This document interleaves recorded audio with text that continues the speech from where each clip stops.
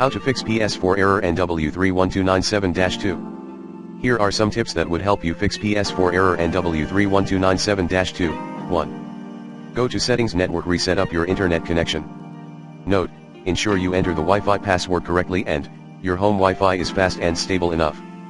2. Try disconnecting